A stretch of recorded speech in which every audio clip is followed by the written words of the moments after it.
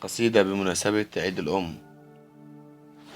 في عز الليل وكان الفجر بيشقشق في ليل الغربة وأنا سهران، كما الورد اللي من كتر العطش دبلان.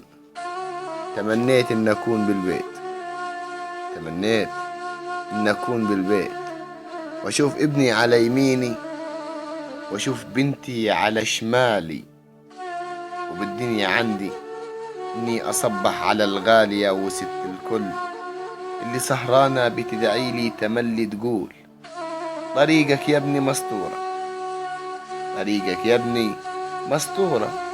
سرح خيالي وتلونت كلماتي بحبري ودمعي من عيني، وعلى عيني بعادك يمه عن عيني. وعاك يمه، وعاك يمه في يوم تغيبي عن عيني أو تحزني، وعاك ياجي في مرة أسأل عليك يمه وملقاكيش.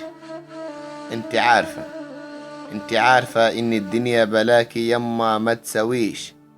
عارفة يمه ببقى كيف جمل وبارك والحمول تقلت عليا، وببقى شايف الدنيا يمه صغيرة كيف خرم إبرة، والنفس بالعافية طالع لما أكون من بيتنا طالع.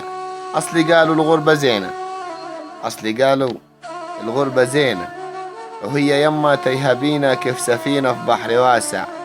بس لحظة اتصالك أو سؤالك بنجا يما من المهالك.